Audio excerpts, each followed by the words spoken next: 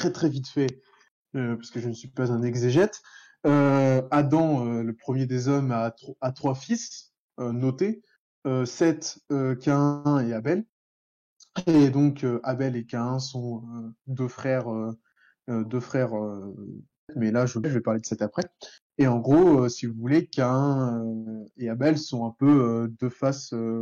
L'un fonde la première cité et l'autre est un pasteur. Et ce qui nous importe aujourd'hui, c'est le fait que Caïn, par péché, par envie, va tuer Abel.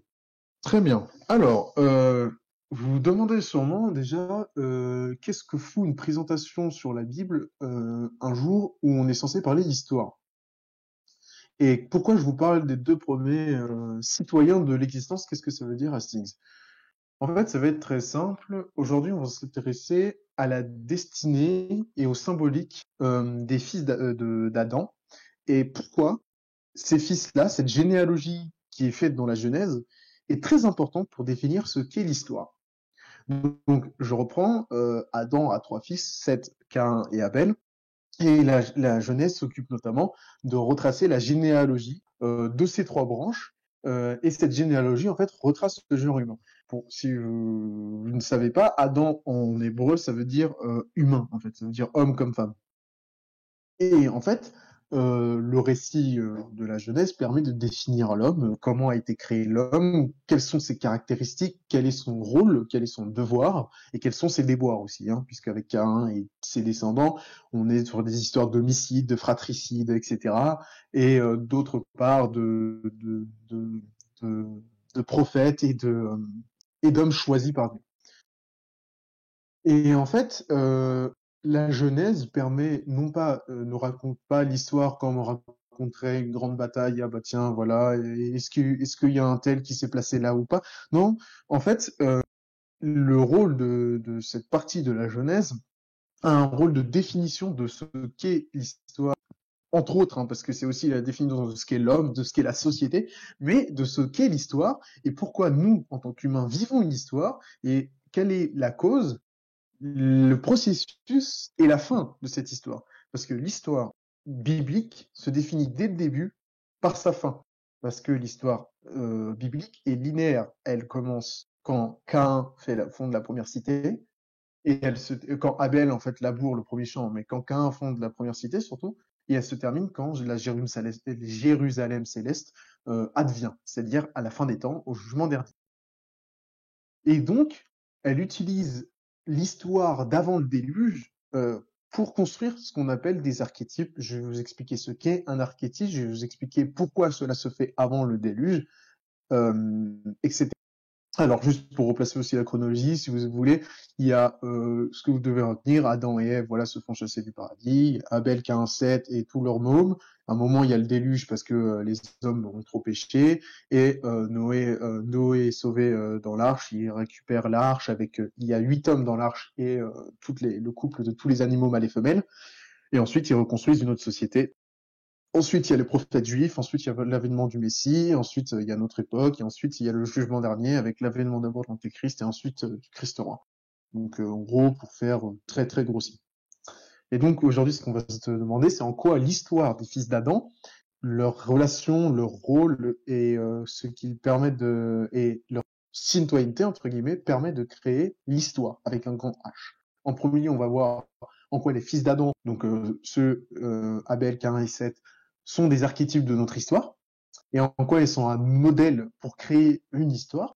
Ensuite, je vais vous expliquer en quoi les fils d'Adam permettent de définir ce qu'est être un homme et être un homme dans l'histoire, c'est-à-dire être un citoyen, hein, parce que l'homme qui est dans l'histoire, c'est pas Adam, c'est l'homme qui vit dans la société. Il est défini dans la Bible, en fait, l'homme est défini d'une part comme celui qui est né dans le paradis et le jardin d'Éden, et d'autre part comme celui qui vit en société, puisque les deux premiers frères que sont Caïn et Abel seront certains citoyens d'une cité respective. Je vais vous expliquer tout ça. Et enfin, la troisième partie visera à déterminer la finitude, donc l'aspect de la fin, si vous voulez, de l'histoire, l'avènement de la cité du ciel sur la cité de la terre, et en fait à définir comment cette récit généalogique permet de définir un but à l'histoire, puisque en effet, si vous voulez définir une chose, il faut en définir les conséquences, mais il faut aussi en définir sa fin, sa finitude, son objectif. Ça, c'est de la logique. Donc, je vais commencer d'abord par ma première partie. Déjà, je parle d'histoire avec un grand H, etc. Mais Hastings, c'est quoi l'histoire? Donc, pour faire très simple, moi, je suis allé piocher une définition sur le CNRTL, hein, pour pas me casser la tête. La ressource linguistique française.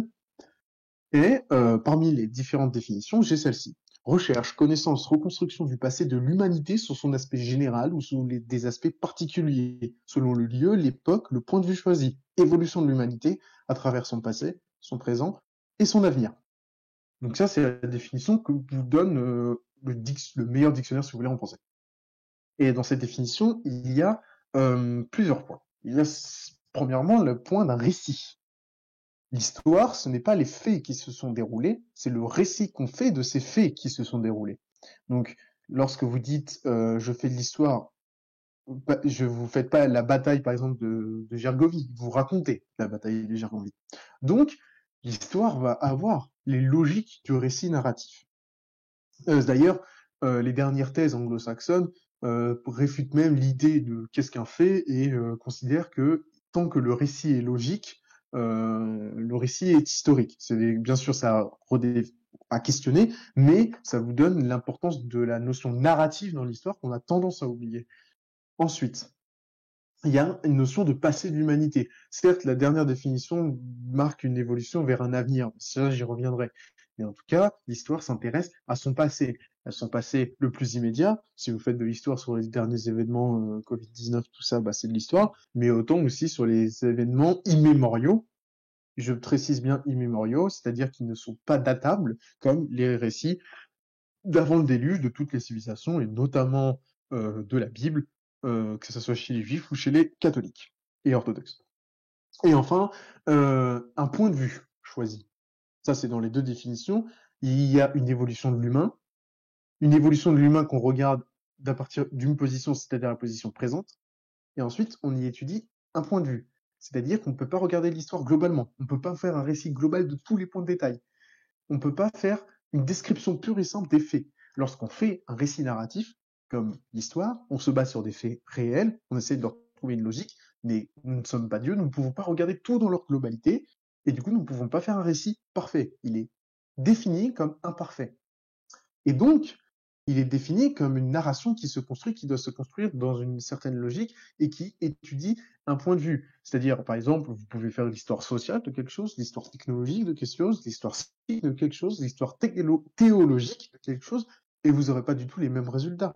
Si vous étudiez une telle bataille sous son aspect purement militaire, vous verrez certaines choses que vous verrez pas si vous l'étudiez sous son point de vue social, etc., etc. Donc la conception de l'histoire, qu'on va utiliser aujourd'hui, c'est une conception de l'histoire théologique, c'est-à-dire que l'histoire sert à justifier les préceptes introduits dans la Bible, les préceptes théologiques qui sont... Et donc, les événements servent de symboles, car si vous ne le savez pas, en théologie, ce qu'on utilise beaucoup, c'est l'analogie, c'est-à-dire qu'on prend un événement physique, sensible, et qu'on l'utilise comme exemple, comme stigmate des volontés spirituelles, du Seigneur ou des anges ou des saints. Et donc, pour terminer ce grand tableau sur qu'est-ce que l'histoire, et ce qui va nous permettre ensuite de développer, de développer ce que je vais dire, il faut en retenir une notion d'origine, une notion narrative, une notion d'évolution et une notion de relation de causalité. Parce que comme c'est un récit de faits humains, il y a forcément des causes et des conséquences. Il est habité, le récit historique, par la logique, donc on doit chercher des causes. Et on doit chercher autant des causes matérielles, ça qui cause ça, que des causes qu'on dit essentielles. C'est-à-dire, qu'est-ce qui justifie qu'un acte se fasse, quelle fin permet cet acte. Et enfin, une origine, comme nous allons voir aujourd'hui, qui permet ensuite de définir comment va se dérouler l'histoire.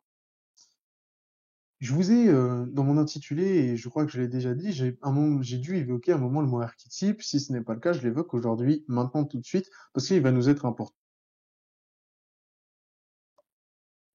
Cette histoire théologique qui est racontée dans la Bible, elle use d'archétype. L'archétype, c'est un modèle qui est symbolique c'est la forme essentielle des choses, c'est la forme la plus aboutie, c'est le type parfait d'une chose, mais parfait pas dans le sens forcément positif. Hein. Satan est l'archétype du mal, et Dieu est l'archétype du bien. Voilà.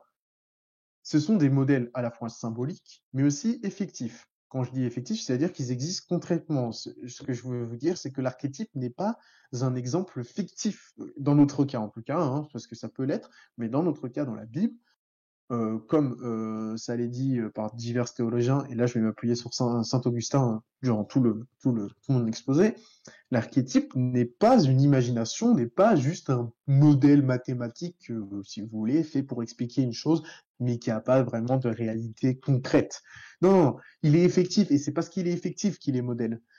En fait, l'archétype, c'est la cause motrice de l'humanité, ce qui lui permet d'expliquer le processus dans lequel elle s'est engagée.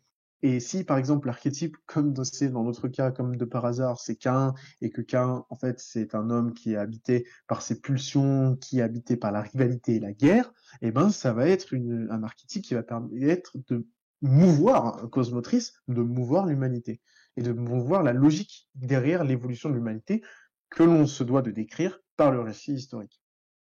Donc, c'est un processus primaire, l'archétype, c'est le premier de la chose, mais c'est à la fois explicatif, donc théorique, mais à la fois réel. Et pour vous en convaincre, tout simplement, Dieu, en soi, métaphysiquement, si vous voulez, c'est un archétype.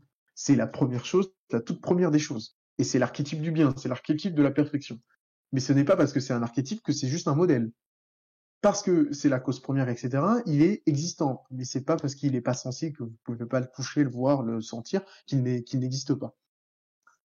Et donc, l'étude sur laquelle on va porter, je sais que c'est un peu long, mais je suis obligé de faire tous ces travaux définitoires. L'étude sur laquelle on va porter, ça va être les archétypes d'avant le déluge qui permettent de définir l'histoire. Je reprends cette phrase. D'avant le déluge, parce que l'histoire des fils d'Adam, pardon, se déroule avant le déluge. Des archétypes, donc parce que ça va être les premiers humains qui vont définir le genre humain, définir les types du genre humain, et de l'histoire, parce que c'est eux qui font démarrer l'histoire et qui en sont la cause motrice et aussi la cause, pour certains, qui sont l'annonciation de sa fin. Et pourquoi nous nous plaçons avant le déluge? Parce que en fait, tout ce qui est le déluge, il a un rôle un peu, si vous voulez, d'une gomme. Et c'est une gomme qui efface et qui, en fait, a une signification qu'on peut appeler anhistorique. C'est-à-dire ce qui se passe avant le déluge, on ne peut pas avoir de traces. Et l'histoire sans trace ne peut pas exister. C'est-à-dire que tout ce qui s'est passé avant le déluge, nous sommes obligés de le recevoir par la révélation. Donc, toutes les histoires avant le déluge sont anhistoriques. Nous ne pouvons pas en faire un récit par l'étude des choses sensibles, des faits, voilà, un tel m'a dit ça, m'a dit ça, m'a dit ça, m'a dit ça, m'a dit ça. Donc, c'est-à-dire qu'ils ne sont pas dans notre histoire à nous en tant qu'humains, que ce soit du 21e siècle, mais que ce soit du 6e siècle avant Jésus-Christ aussi. Et même de l'époque de Jésus-Christ. Mais ce n'est pas parce que c'est anhistorique, que c'est pas dans notre histoire, que c'est imaginaire. Adam, pardon, est avant l'histoire, mais il est pas imaginaire. Dieu est hors de l'histoire, même, il est anhistorique, c'est un être anhistorique, mais il n'est pas imaginaire. Les fils d'Adam, en fait, commencent l'histoire, ils commencent la création, et le moment où ils existent et le moment où c'est le déluge, en fait, si vous voulez, c'est l'instauration de tous les archétypes. Ensuite, il y a le déluge, et ensuite on commence le vrai jeu. Vous voyez, si vous voulez, pour faire très simple, je sais que je pourrais me faire taper sur les doigts par des gens qui s'y connaissent vraiment, mais pour vous l'expliquer au mieux, c'est comme si on instaurait les règles du jeu pendant un moment, il fait, bon, maintenant on joue. Voilà. Et donc, après le déluge, commence notre histoire qui se calque sur ces archétypes, sur cette histoire, sur cette première histoire qui a permis de définir ce qu'est l'histoire. Et donc, je vous ai dit que les fils d'Adam sont des archétypes et qui vont nous permettre de définir l'histoire. Voilà, je vous explique ça depuis un quart d'heure, voire 20 minutes. Mais on pourrait se poser la question, est-ce que les fils d'Adam, toutes ces histoires de la Genèse, certes, tu nous as dit, Hastings, que c'est des archétypes, que ça a dû exister, mais qu'on n'en a pas de traces, mais est-ce que les gens qui ont écrit la Bible ne les ont pas utilisés parce que tu nous as dit que la Bible s'expliquait par métaphore, utilisait beaucoup l'analogie, comme des simples métaphores. Par exemple, Caïn, en fait, il représente tous les hommes qui sont mauvais ou quelque chose comme ça. Alors, selon saint Augustin, je prends un père de l'Église comme source, le texte de saint Augustin que j'utilise, c'est le livre 15 de la Cité de Dieu, des extraits choisis. Si vous voulez, pour être pointilleux, j'utilise le chapitre 1, 2, 4, 5, 6, 8, 9, 14, 20, 17, 21 et 27. Voilà, comme ça, les gens qui vont me taper sur les doigts, ils ont les sources. Et selon saint Augustin, ça c'est chapitre 27, il me semble, toute cette histoire de la Genèse, et donc les fils d'Adam, ne sont pas que des purs symboles. Alors saint Augustin le justifie par le fait qu'il essaye de rendre crédible, par exemple, l'histoire de l'arche de Noé, etc., en disant bah, Dieu déjà est derrière, donc il veille, et qu'ensuite, on sait que Noé avait des très grandes connaissances en mathématiques, etc., voilà. Et il nous dit surtout que, par exemple, oui, on parle d'un seul homme qui a enfanté tous les hommes, etc., mais il nous dit, la Bible ne nous dit pas qu'il n'y a pas eu d'autres enfants d'Adam ou de Cain. C'est-à-dire que Cain a eu des enfants, mais on n'en mentionne qu'un. Il s'appelle Enoch. Mais ça ne veut pas dire qu'il n'en a eu qu'un. Il peut en avoir plusieurs, et celui qu'on a retenu, c'est celui qui pourrait être utilisé pour la révélation, c'est Enoch. Et du coup, on n'utilisera que lui. Et c'est ce que nous dit saint Augustin. C'est que déjà, premièrement, les hommes vivaient plus longtemps, selon la Bible d'ailleurs, et lui il l'affirme aussi, les hommes vivaient plus longtemps, étaient différents, étaient plus grands, plus forts, etc.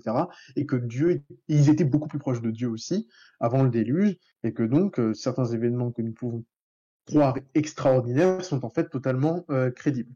Et si il défend corps et âme que ce qui est écrit dans la Révélation est effectivement déroulé et sensiblement déroulé, c'est parce que, en fait, si ce sont des purs symboles, ces fils d'Adam, alors ils sont remplaçables. Comme aujourd'hui, nous utilisons des symboles en psychologie, dans toutes les sciences un peu sociales, et un autre mec arrive avec une autre théorie, je vous fais très grossier bien sûr, et il remplace des symboles par un autre, il trouve d'autres significations à des symboles, etc.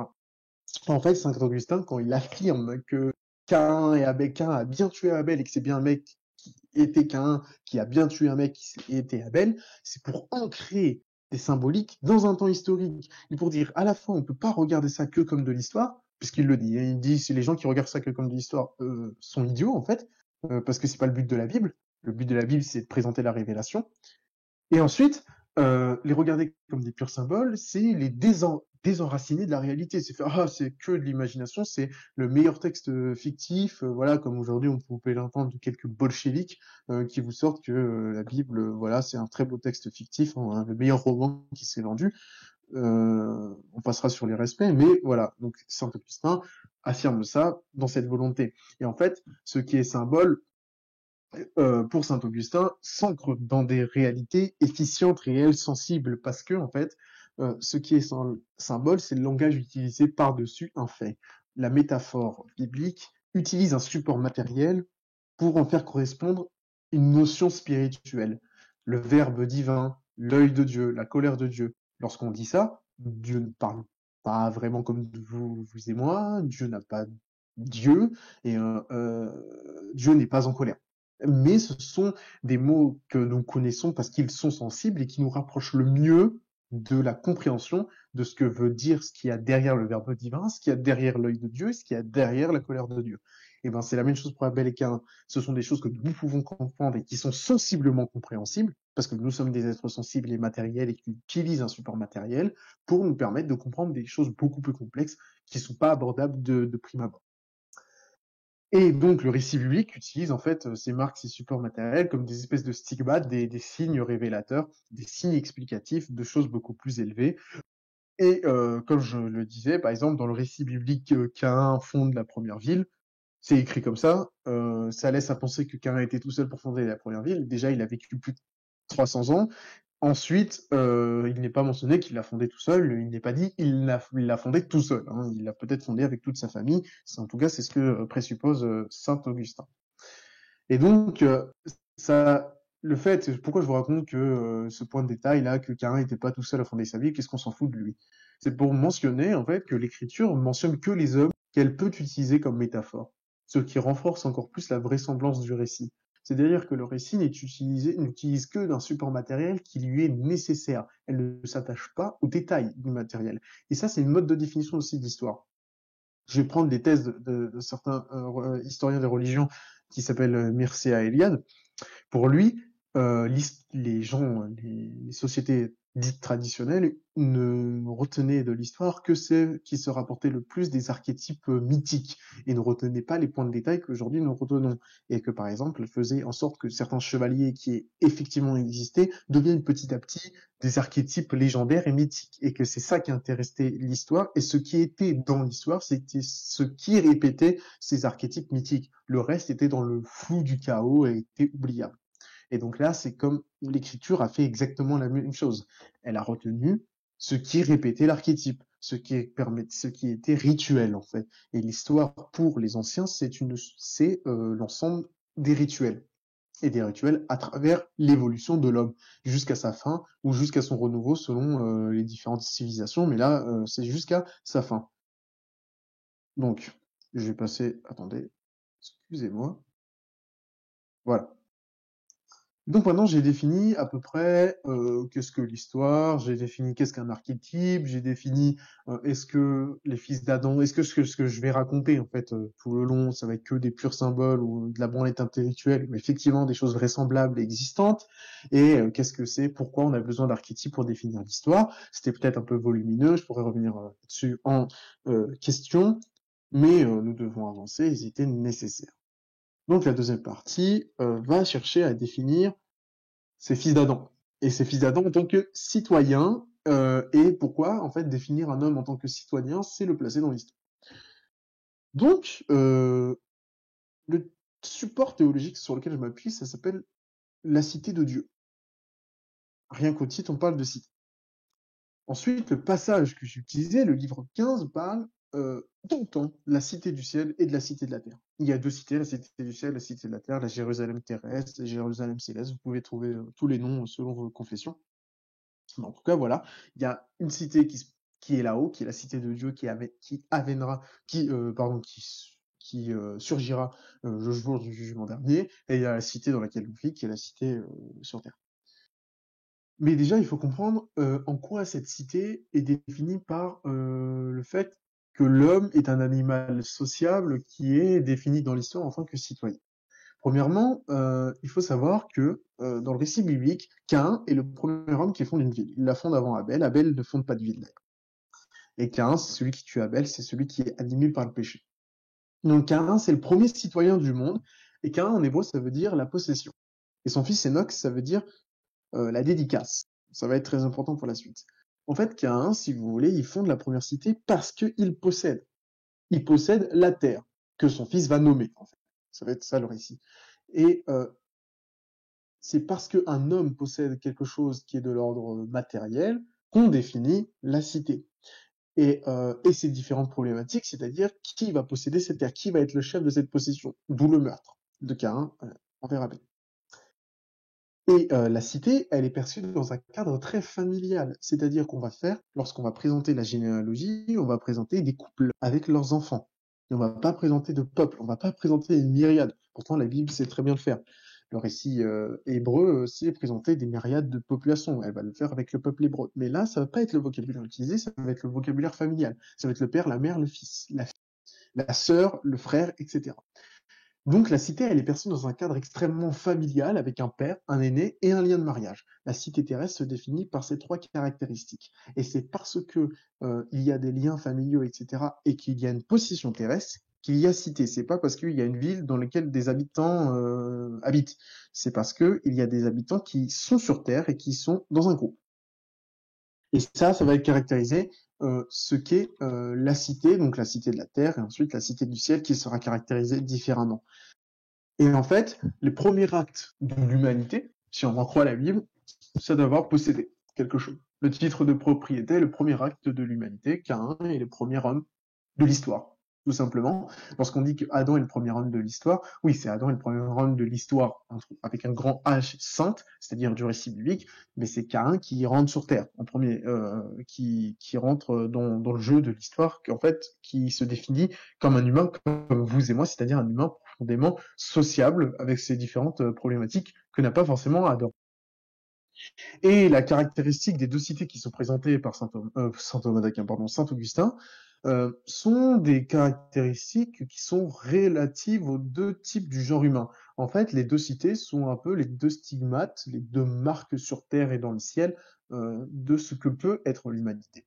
L'une des cités sensibles, matérielles, l'autre, elle est céleste, divine, providentielle, et n'a pas d'attachement. Et c'est comme Caïn et Abel. Caïn est un être sensible, mu par ses passions et ses émotions, qui s'attache à la matière, puisque c'est lui qui va fonder dans le dur, qui va posséder son nom, même le dire en fait, qui a un ancrage. Et Abel, lui, vagabonde. Il n'a jamais eu de terre, il est l'étranger. Abel est le perpétuel étranger sur terre, mais c'est lui que Dieu choisit, c'est lui la victime, c'est lui le premier martyr. Et donc, là, on peut remarquer que la cité se définit par le premier citoyen qui l'a créée. La cité d'Abel, donc la cité céleste du ciel, se définit par un vagabondage sur terre, un manque d'attache aux choses matérielles, une élévation de l'esprit, une protection par Dieu et une providence qu'on va voir avec Seth et Enos. Et la cité de Caïn, la cité terrestre, celle que nous connaissons tous, se définit par le fait que Caïn, son premier fondateur, était un être passionnel, matériel et meurtrier. Et donc, les cités se définissent par les citoyens, et en fait, la cité, si vous voulez, pour faire très bref, c'est le cadre dans lequel se passe l'histoire. Et même, je vais pas forcément justifier beaucoup là-dessus, je vais presque faire appel à votre bon sens. Toute l'histoire de l'humanité, l'histoire qu'on vous raconte à l'école, c'est l'histoire toujours des gens qui habitent une ville ou des campagnes, mais quand même, des groupes d'humains. On vous raconte l'histoire de groupes d'humains qui habitent des localités qui sont fixes. Et même, on pourrait se dire, oui, Hastings, on peut raconter l'histoire des Mongols, pourtant, ils bougeaient. Oui, mais il faisait dire qu'il faisait des campements et que la cité, c'est pas que matériel, c'est aussi logistique, organisationnel. Chez les Mongols, il y avait un chef, il y avait des servants, des esclaves, des soldats, des ouvriers, pas des ouvriers, enfin des chasseurs, etc. Il y avait différents rôles. Il y avait une organisation qui est une organisation civique, c'est-à-dire organisée entre citoyens d'un même. Et il faut enlever aussi, oui, je vais faire un petit tip parce que j'utilise le mot citoyen tout le temps. Citoyen, c'est juste celui qui habite une cité, celui qui en fait habite une organisation humaine. C'est pas citoyen de la République, ça on s'en fout, on verra après. Et donc, comme je vous l'ai dit, les caractéristiques donc des deux cités sont relatives à deux types du genre humain, donc un type matériel et un type spirituel. Et en fait, l'histoire commence véritablement par un antagonisme. Si on y réfléchit bien, l'histoire commence par Caïn qui fonde la première ville, et surtout par Caïn qui tue son frère Abel, et par une opposition. Si vous voulez, on peut rapprocher ça mais avec un concept de mythe grec, mythe égyptien, où la terre et le ciel sont séparés, certes, et de mythe de la Genèse biblique, où Dieu sépare la terre et le ciel. Là aussi, il y a une séparation de la terre et le ciel. C'est-à-dire que Caïn fait arrêter le vagabondage d'Abel, le tue, le sépare complètement des attaches matérielles, puisqu'il le tue, il n'y a plus de corps, et son âme monte vers le Seigneur. Et ce qui fait qu'il y en a un qui est bien sur la terre et l'autre qui vagabondait sur la terre qui est bien au ciel. Tout le monde retrouve ça.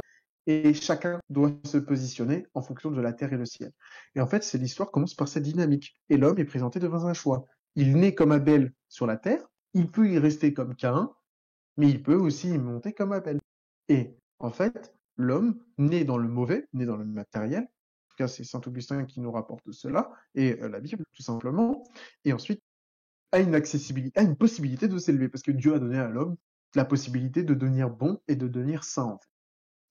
Et donc, pour fermer cette parenthèse de la cité définie par le citoyen, je vais citer tout simplement saint Augustin, Caïn engendre Enoch, et Enoch signifie dédicace à cause que la cité de la terre est dédiée en son monde même où elle est fondée, parce que dès ce monde, elle a atteint le but de ses désirs et de ses espérances. C'est-à-dire que pour comprendre cette phrase, il faut comprendre quelque chose. Pour créer une dynamique, il faut forcément une opposition, il faut forcément un conflit, il faut forcément un manque pour créer même de l'électricité, de la mécanique, si vous voulez. Et là, ce que nous dit saint Augustin, donc Enoch qui est le premier fils de Caïn, et Enoch en hébreu signifie effectivement dédicace, en fait, ce que nous dit saint Augustin, c'est que la cité de la terre, contrairement à la cité du ciel, la cité de la terre, elle est née, elle avait accompli son dessein, c'est-à-dire posséder. La cité de la terre se définit comme possédant une terre. Effectivement, parce qu'elle existe, elle termine son objectif, c'est-à-dire posséder la terre. Et du coup, normalement, la cité de la terre, ça doit être la jouissance de ces biens. Sauf qu'avec Enoch, qui signifie la dédicace, il y a une problématique qui se pose, c'est-à-dire que des hommes ont nommé cette terre. Et le but de la cité de la terre, ce n'est pas de se terminer, de s'accomplir, c'est de savoir qui va jouir de cet accomplissement, qui va donner le nom à cet accomplissement qui est la cité de la terre, cet accomplissement totalement bas. Alors que, nous allons le voir plus tard, la cité du ciel n'est pas accomplie, elle n'est pas efficiente jusqu'à la fin des temps, elle n'est pas là, on ne peut pas la toucher, vous ne pouvez pas être habité à la Jérusalem céleste. Enfin, peut-être, il y en a certains, peut-être c'est 10 ans, je ne sais pas. Et du coup, c'est pour ça que cette cité-là, contrairement à la cité terrestre, elle n'est pas aboutie et elle n'a pas atteint le but de ses désirs et de ses espérances, et donc on peut toujours y atteindre, et donc il n'y a pas de conflit. Qui va diriger cette cité céleste? Parce que nous savons que c'est le Christ. Et donc maintenant, je vais vous rentrer un peu plus dans les détails, encore un peu, entre d'une part la cité de la terre et d'autre part la cité du ciel. Donc, il y a la cité de la terre, je vais la définir. Pourquoi déjà, je vais vous expliquer un peu, même si j'ai déjà dit, pourquoi je dois définir ce qu'est la cité de la terre et la cité du ciel pour vous parler d'histoire. Vous allez me dire, mais qu'est-ce que tu me racontes? Comme je vous l'ai dit, la cité, c'est le cadre de l'histoire. Sans cité, il n'y a pas d'histoire. Sans cité, sans société humaine, il n'y a pas d'histoire. Et la cité, chez Saint-Augustin notamment, qui a été imprégné de culture romaine, culture numide aussi, mais culture grecque, ouais, il a lu Platon, il a dans sa bouche, quand il dit cité, il dit pas la ville, il dit l'organisation aussi citadine, l'organisation des hommes en ville et en famille d'abord, puis en société. Et donc, définir la cité de la terre et la cité du ciel, c'est définir d'où partent les hommes et d'où arrivent les hommes. Or, je vous l'ai dit, l'histoire se définit par l'évolution de l'homme, de son passé, son présent et son avenir. Donc, pour connaître l'histoire, il est important de savoir de quel archétype l'homme vient et vers quel archétype l'homme va. Et le premier archétype, c'est la cité de la terre fondée par Caïn. Le deuxième archétype, c'est la cité du ciel dont le premier habitant est Abel, et dont l'exemple est Seth et Enos, dont je n'ai pas encore parlé, mais que je vais vous parler. Donc je vais m'attarder sur la cité de la terre, ensuite sur la cité du ciel. La cité de la terre, on va la définir comme l'image finie de la cité du ciel. Je vais vous expliquer. Alors Saint Augustin, dans son texte, notamment, il va nous parler de la fondation de Rome. Et il va dire que la fondation de Rome répète en fait le processus à l'œuvre dans la fondation de la cité de la terre. Pourquoi? Si vous ne connaissez pas l'histoire, en deux mots, Romulus et Rémus sont les deux frères élevés par la louve ou la prostituée selon Tite-Live, et ils vont fonder Rome, en gros, dans le Latium, et Romulus va tuer Rémus. Voilà, parce que c'est comme ça, et ne posez pas de questions, et en gros, il va devenir le premier roi de, de Rome, parce que il y a eu Rome a connu ses rois avant de connaître la République et ensuite l'Empire. Et donc, Saint-Augustin connaît très bien ce mythe, hein, c'était un citoyen romain, et donc il nous dit que la fondation de Rome, on peut dire que c'est une sorte de répétition de la fondation de la cité de la Terre, et que les deux cités qui sont très symboliques, en fait, naissent tous les deux d'un crime fratricide. Parce que Rome, il l'a défini comme la reine des cités plusieurs fois. Il l'a défini comme celle qui dirige tant de nations et tant de peuples et qui dirige en fait toute la terre avec un grand T, c'est-à-dire tout le monde matériel. Rome, c'est l'exemple pour Saint-Augustin de la cité de la terre, mais c'est l'efficience même de ce qu'est le concept de la cité de la terre. Parce que, je vais faire un aparté, la première cité du monde, celle fondée par Caïn, elle est définie comme cosmopolite, c'est-à-dire qu'elle est définie comme régnant sur le monde entier, comme Rome, sa volonté de régner sur le monde entier. Et donc, la fondation de ces deux cités est d'un souillage originel. La cité est par essence née dans le crime, née dans le mauvais, elle ne doit pas y demeurer, elle doit s'en extirper. Et c'est ça qui va créer la dynamique pour Saint-Augustin de l'histoire. Sauf qu'il nous dit quelque chose. La fondation de Rome et la fondation de la cité de Caïn sont deux choses différentes. Parce que dans la fondation de la cité de Caïn, le crime originel, c'est la terre contre le ciel, c'est-à-dire le matériel contre le spirituel. Alors que dans la fondation de Rome, c'est le matériel contre le matériel.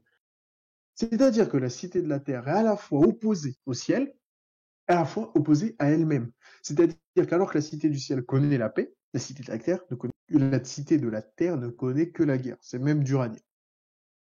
Et donc, c'est là où on développe une idée assez bizarre au premier abord. C'est qu'en fait, une partie de la cité terrestre, c'est une image de celle du ciel. Si vous voulez, comme je vous l'ai dit, la cité terrestre, elle est opposée à la cité du ciel et elle est opposée à elle-même. Et du coup, on peut vraiment la diviser en deux. D'une part, une cité terrestre, donc c'est-à-dire un groupe d'humains, d'organisations, qui est une image de celle du ciel. Et là, je vous fais pas plus attendre. En fait, c'est l'Église et le concept de royauté et le gouvernement juste comme celui de David, Salomon, ceux qui sont cités dans la Bible. Mais on pourrait rajouter Saint Louis allez, il y a Bladla, Louis VI le bataillon. Et donc, c'est de cette partie de la cité terrestre, c'est une image de la cité du ciel, si vous voulez, c'est une annonce, c'est l'ombre. Comme je vais reprendre une expression musulmane, le sultan ottoman était appelé l'ombre d'Allah sur terre. C'est à peu près le même concept, c'est-à-dire c'est une bande-annonce, si vous voulez, et donc ça imite tout ce qui se passe au ciel, mais en version un peu matérielle, donc forcément en version dégradée, mais c'est toujours mieux que rien. C'est pour ça que, par exemple, si vous lisez un jour les hiérarchies de Pseudo-Denis, oui, l'aréopagite, euh, quelqu'un de très important, mais que personne connaît, en fait, c'est lui qui a déterminé la hiérarchie des anges. Et il va la déterminer, et ensuite il va déterminer la hiérarchie des évêques. Et c'est avec, vous savez, prêtres, évêques, cardinaux, papes, etc. Eh ben, il va faire une chose, il va définir 3 ordres, dans lesquels il y a 3 sous-ordres d'anges, et donc d'hommes d'église. Donc c'est pour vous montrer qu'il y a une partie de cette cité terrestre qui en fait est une image qui dit eh oh, la cité céleste, elle est disponible. Vous pouvez venir individuellement dans cette cité céleste et c'est ce vers quoi doit tendre l'humanité, c'est la dynamique de l'histoire. Mais dans cette dynamique, dans ce récit narratif qui est l'histoire, il faut une petite problématique quand même, sinon ce serait pas drôle. C'est pour ça que la cité de la Terre se bat contre elle-même. Et cette cité de la Terre qui se bat contre elle-même, c'est nos vices. L'esclavage, la pauvreté, les vices, les inégalités, etc. qui sont dans la cité de la Terre, au même titre que l'image de celle du ciel. C'est-à-dire que vous pouvez pas avoir l'Église, le gouvernement juste de David, Salomon, Saint-Louis, sans l'esclavage, la pauvreté, les vices et l'ignominie. Il faut être réaliste, on n'est pas des utopistes bolcheviques. Les deux vont ensemble. Et c'est parce que les deux vont ensemble que la partie de la cité terrestre qui est, on peut dire, un peu noble, c'est une image de celle du ciel, et que l'autre la tire vers le bas. Parce que sinon, la partie de la cité terrestre serait, en fait, qui imite le ciel, elle serait au ciel déjà. Donc il n'y aurait pas de différenciation. Et donc, c'est un espèce d'une encre à ce bateau qui veut naviguer, qui veut rejoindre la côte. C'est cette encre qui définit même le bateau. Et c'est ça qui est assez extraordinaire avec le récit biblique. Et donc, cette cité de la terre, de par son existence, elle est ce qu'on peut dire finie. Pourquoi? Comme je vous l'ai dit dans la citation que j'ai faite, Enoch signifie dédicace à cause que la cité de la terre est dédiée en ce monde même où elle est fondée, parce que dès ce monde, pardon, elle a atteint le but de ses désirs et ses espérances. En fait, ça veut aussi dire que la cité de la Terre est une chose définie, limitée. Et finie, ça veut dire quoi? Ça veut dire que c'est un début, une origine, qu'un un et une fin, la cité céleste. Et qu'elle a atteint son but. Et ça permet de définir, en fait, l'histoire. Qu'un ne sera pas impuni de son crime, comme les injustices, etc., dans, au sein même de la cité de la Terre, ne sont pas impunis par ceux qui sont du côté lumineux, si vous voulez donc l'Église, c'est pour ça que l'Église s'occupe de protéger, d'aider les pauvres et que le roi s'occupe de protéger les pauvres. Et comme qu'un n'est pas impuni, on attend un retour. On attend, c'est comme une espèce de série, on attend la fin, le climax, où en fait, tout simplement, on va avoir le dernier jour. Et en fait, si vous voulez, c'est un peu la vengeance d'Abel, puisque c'est Abel le premier tué qui, en fait, est le dernier. C'est celui qui verra sa cité renaître à la fin des temps. Et donc, l'histoire est limitée, elle est finie, parce qu'en fait, l'histoire avec un grand H, c'est l'histoire de la cité de la Terre qui elle-même est délimitée matériellement et intellectuellement, logiquement. Et elle est finie par la suprématie de la cité du ciel sur la cité de la terre. Et donc la cité de la terre, c'est un peu une prémisse de celle du ciel, on peut faire en sorte que ça soit la meilleure prémisse de celle du ciel, c'est-à-dire la meilleure image de celle du ciel, donc c'est là le gouvernement, la royauté, mais on ne pourra pas enlever son côté ignominie, etc., parce que ça s'appelle l'utopie, et que c'est parce que la cité de la Terre peut potentiellement devenir une meilleure cité qu'il y a l'histoire, en fait. Mais c'est aussi parce qu'elle peut devenir un lieu de débauche, comme on peut connaître aujourd'hui malheureusement, que l'histoire existe. Mais dans les deux cas, la cité du ciel adviendra. Ne vous inquiétez pas, on sera pas là sûrement pour ça, mais bon. Donc là, je vous ai défini la cité de la Terre, donc l'origine de l'histoire. Je vais vous définir aussi un peu la fin de l'histoire. La cité du ciel. Et pourquoi dans les fils d'Adam, il y a une explication de la cité du ciel. Je vous ai dit, donc, Abel, plusieurs fois, est un citoyen du ciel, il vagabonde sur terre, et il, euh, il illustre en fait le citoyen du ciel, c'est-à-dire qu'il ne peut pas avoir d'attache matérielle, mais qu'il est infiniment supérieur à celui qui a une attache matérielle. Et ça illustre, en fait, Abel illustre à la fois l'histoire d'un individu, mais ici l'histoire de toute l'humanité. C'est-à-dire que le parcours d'un individu, c'est une espèce de perdition dans ce monde que nous ne comprenons pas, et par la foi, nous pouvons monter. C'est aussi l'histoire de l'humanité qui sera choisie à droite du Christ. C'est-à-dire qu'elle est perdue dans ce monde matériel, mais qu'elle doit utiliser ce monde matériel comme symbole pour s'élever. Et donc, que tout homme part de la terre et va au ciel, et fait dans une sorte où il en est en fait le pilier, il part bien de la terre et il monte au ciel, et c'est le seul créature de l'existence qui peut faire ce voyage. Donc du vagabondage d'Abel à la consécration de la fin des temps. Et je vous ai oublié un troisième fils d'Adam, pardon, qu'on a tendance à oublier, qui s'appelle Seth. Et comme la Genèse décrit notamment la lignée d'Abel et la lignée de Caïn, enfin la lignée de Caïn, elle décrit aussi la lignée de Seth. Et donc Seth a des fils, etc. Et Seth en hébreu ça veut dire résurrection. Et il faut savoir aussi que dans la lignée de Seth, il n'y a aucune mention de mariage ou de femme. En fait, la lignée de Seth, elle est majoritairement masculine. Elle est tellement masculine que son fils Enos veut dire en hébreu homme, mais homme sans doute que ça soit une femme. C'est-à-dire que Adam, ça peut dire autant homme que femme. Et donc, lorsque Dieu créa le monde, Dieu créa les hommes, il est dit qu'il créa les hommes et les nomma Adam. Donc ça veut dire en fait les nomma humains. Mais Enos, ça veut dire l'homme masculin, le viril. Voilà. Et donc, là, on comprend pas trop. Pourquoi il n'y a pas de femme dans leur lignée? Il n'y a pas de notion de mariage. Et on parle de deux personnes, Seth et Enos. Et en plus, il y a un point de détail. Vous savez, lorsque Dieu dit, et Dieu crée, enfin dans la Bible, il est dit, et Dieu créa l'homme à son image. En fait, il y a un moment, le moment où il le dit, c'est très important. C'est-à-dire qu'on raconte le récit d'Adam, voilà, de Caïn, d'Abel. On passe à Seth et à Enos, et lorsqu'on mentionne Enos, bam, on mentionne ce point de détail. Et Dieu créa l'homme à son image. En parlant avant, en fait, en faisant une irruption dans le récit, et en disant ça, quand on parle justement de Seth et d'Enos. Qu'est-ce que ça doit nous donner comme indice? Premièrement, Seth et Enos sont définitivement des habitants de la cité céleste. Ça, c'est sûr, on ne peut pas en douter. C'est même dit dans le récit. Deuxièmement, Seth, en fait, et Enos sont une sorte de promesse et d'avènement et permettent de décrire la cité du ciel. Premièrement, Seth est celui qui a cru en Dieu, qui a mis toute sa foi en Dieu. Et grâce à ça, il a eu son fils Enos, qui est le fils de la résurrection, et qui est l'homme avec un grand H. C'est-à-dire, en fait, si vous voulez, Enos, c'est l'archétype, parce qu'on est toujours dans les archétypes, du fils de celui qui a cru, de l'homme totalement accompli. C'est-à-dire qu'en fait, cet homme complètement accompli, c'est l'homme parfait qui va monter au ciel. C'est la bonne âme, Enos. Parce qu'il est fils de la résurrection, qu'il n'est pas fils de la génération. Pourquoi je mets un point de détail sur résurrection, génération? En fait, la cité de la terre, notre histoire à nous, elle se place dans la génération. La lignée de Caïn, elle est décrite par des femmes.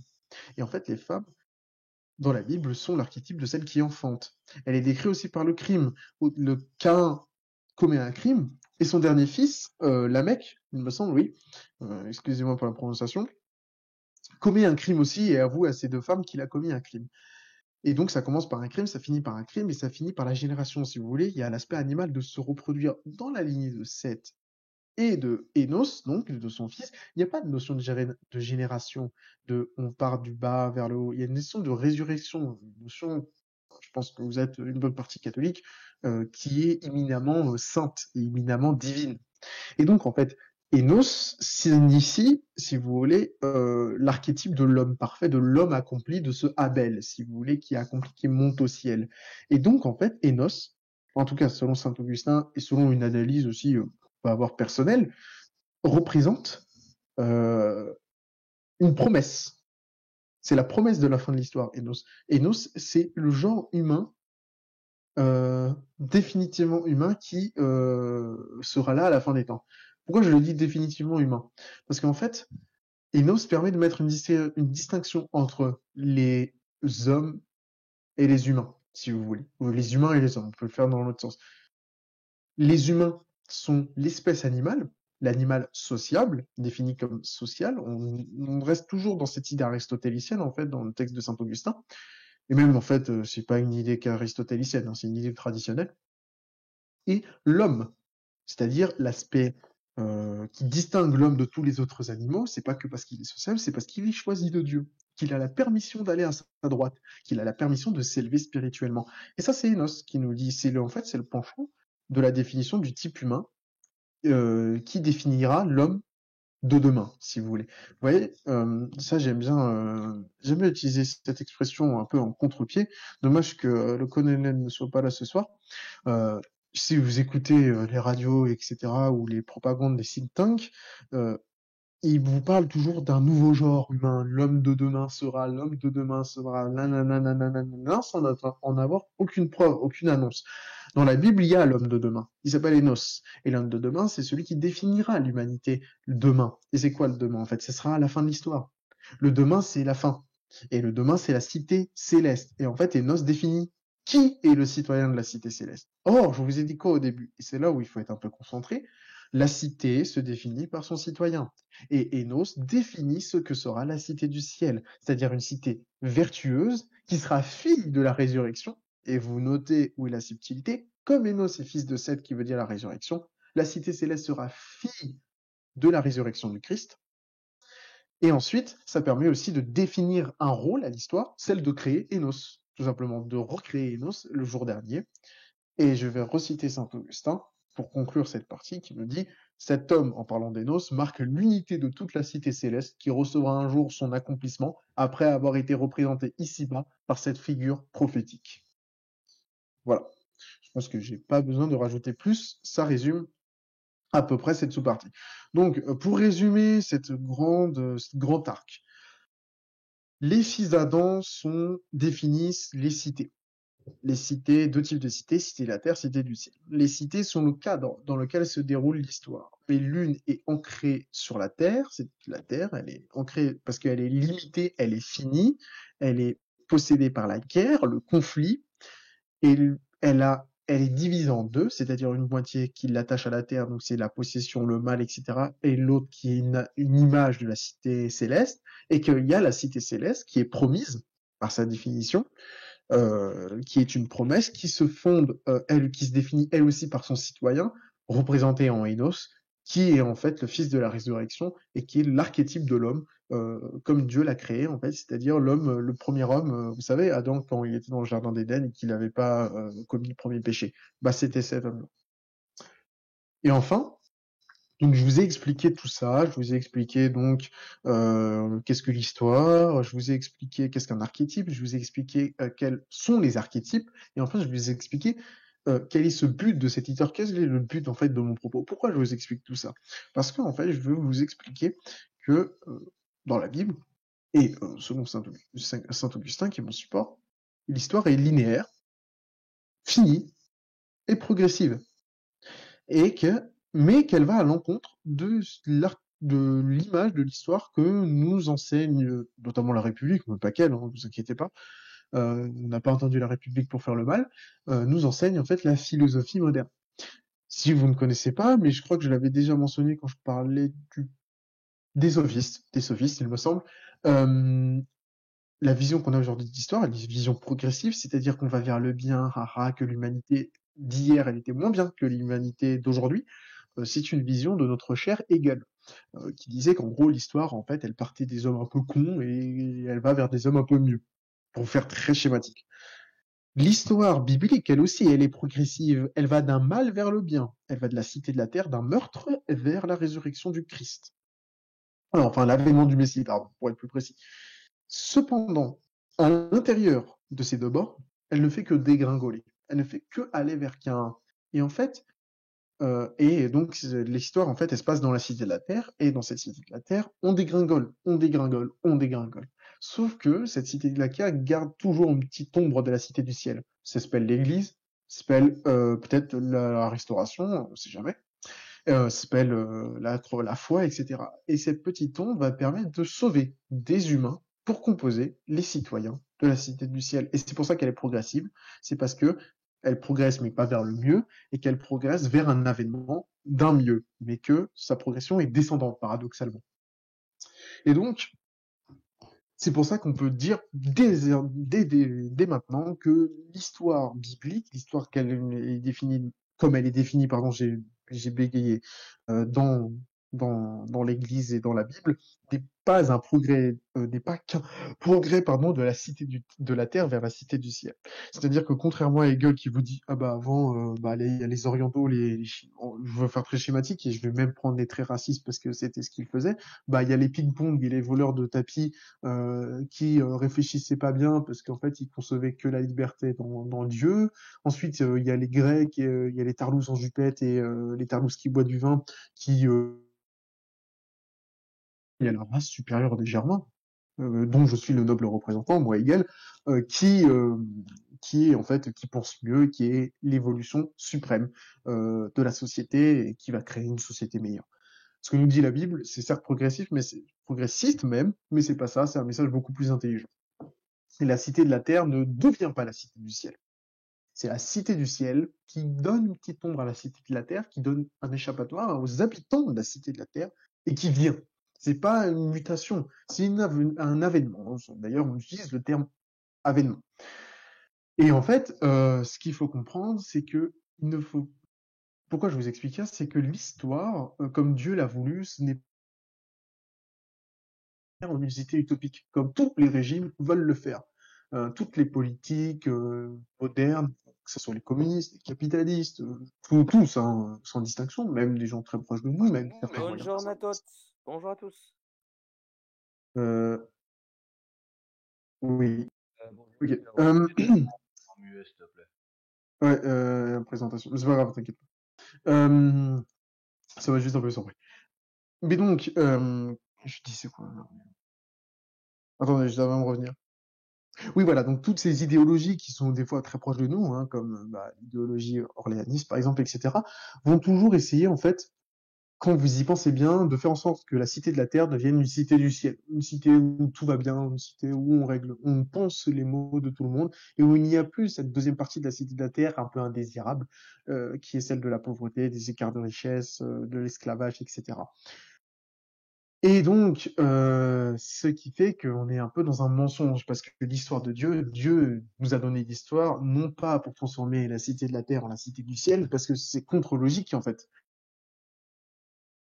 Il faut une cité de la ciel pour des cités de la terre. C'est parce que les deux sont distinguables que les deux existent. Et en fait, euh, la cité de la terre, elle est bien, c'est-à-dire quand par exemple elle est sous la royauté, quand elle était sous Salomon, sous David, quand elle permet une plus grande élévation des individus qui composent, quand les individus sont plus aptes à s'élever spirituellement vers celle du ciel, mais pas quand la cité tout entière s'élève, mais que ça ne veut pas dire que la cité de la terre monte totalement au ciel, et qu'en fait, obligée de rester à la terre parce qu'elle se définit comme celle qui possède, hein, Cain veut dire possession, et c'est les individus qui y sont et pas la cité elle-même qui monte. Donc c'est pas l'organisation de la cité de la Terre qui devient céleste, c'est les individus de la cité de la Terre qui devient céleste. Et si cette cité de la Terre est bonne, parce que l'organisation est plus proche de celle du ciel. Et donc, c'est là où c'est progressiste, entre guillemets, parce que ça donne une notion, donc une finale définition de l'histoire après tout ce que je vous ai raconté, une histoire qui est propulsée par un début et qui arrive vers une fin vertueuse. La cité de la Terre est en fait un tremplin pour l'homme. Ce tremplin, en fait, c'est la description de l'évolution, c'est l'évolution de l'homme et l'histoire doit se charger de la décrire, d'en faire un récit narratif. Et ce tremplin, en fait, il peut être plus ou moins malheureusement, il laisse des hommes de côté et c'est parce qu'il existe en tant que tremplin que certains hommes doivent y rester en bas. Mais il permet, s'il est vertueux, à la majorité des hommes de monter, enfin, on espère à la plus grande partie des hommes de monter, ou en tout cas au bien de monter naturellement, puisque le bien est défini comme léger, etc. Et donc il doit monter. Et ça permet de définir donc à l'histoire une cause matérielle de l'entrée quelque part, en définissant l'homme sur Terre. L'histoire, c'est donc une notion terrestre, mais avec un but céleste, c'est comme l'homme. C'est une définition, une notion, l'homme est une notion terrestre, mais avec un objectif normalement céleste. Et que, et ça c'est une notion importante, la cité de la Terre, elle est définie aussi par la notion de la guerre. J'en ai pas beaucoup parlé, mais voilà, j'en avais parlé quand je vous ai dit qu'il y a un conflit entre est défini par la guerre. Et selon saint Augustin, cette guerre jouir des biens terrestres, et pour jouir des biens terrestres, il faut une guerre qui amène à une paix. Et ce n'est que pour lui, et je cite, or, pour jouir de ces biens terrestres, elle désire une certaine paix, la cité terrestre, et ce n'est que pour cela qu'elle fait la guerre. Et en fait, la guerre amène la paix permettant la jouissance des biens terrestres, et ainsi la grande guerre, ce qui est censé être contre l'Antéchrist, amènera à la victoire éternelle pour une jouissance éternelle des biens. Et en fait, la cité de la Terre, l'histoire qui se déroule à la cité de la Terre, est elle-même une parodie, si vous voulez, toujours dans cette histoire d'archétype, de l'histoire du dernier jour, de ce qui se passera les derniers jours, et ensuite le dernier jour à l'avènement du Messie. Et donc, cette cité du ciel dont je parle depuis tant de temps, en fait, elle permet cette histoire, parce que l'histoire a une cause matérielle, donc la Terre, une cause motrice qui sont les archétypes, et une fin, une finitude, dans une logique tout aristotélicienne, qui est en fait celle du ciel, donc de la finalité de l'histoire. L'histoire, elle est linéaire dans l'esprit catholique. Et donc, Enos est une annonciation de cette fin, une annonciation qu'il y a une cause finale, qui est l'avènement de la cité du ciel, et que, et ça c'est un point de détail avec lequel j'aimerais finir, la cité du ciel, et c'est comme ça que le dit saint Augustin, et c'est ça qui est très intéressant, apprend de la cité de la terre. C'est-à-dire que la cité du ciel, les citoyens du ciel sont en haut et regardent ce qui se passe sur terre. Et c'est parce qu'ils voient les déboires qui se passent sur terre que la cité du ciel reste parfaite. Et c'est pour ça que la cité du ciel, elle est calquée sur la cité de la terre, mais en fait, c'est cette ombre donc de la cité de la terre, comme je vous ai dit, l'église, etc., sans les ignominies, sans les inégalités qui sont propres à la matière. En fait, la cité du ciel, c'est la cité de la terre sans la terre, si vous voulez. C'est ça qui est très drôle. Et donc, saint Augustin nous dit cette phrase très intelligente, je trouve, c'est la cité du ciel qui apprend de la cité de la terre, et qui apprend donc des erreurs que fait la cité de la terre. Et j'aimerais poursuivre donc cette citation. Et pour moi, c'est parce que la cité du ciel apprend de cette cité de la terre que naît l'histoire. L'histoire a été donnée aux hommes, si vous voulez, c'est une notion qui a été donnée aux hommes, qui lui permet de s'élever, et en fait, c'est un calque d'une histoire individuelle.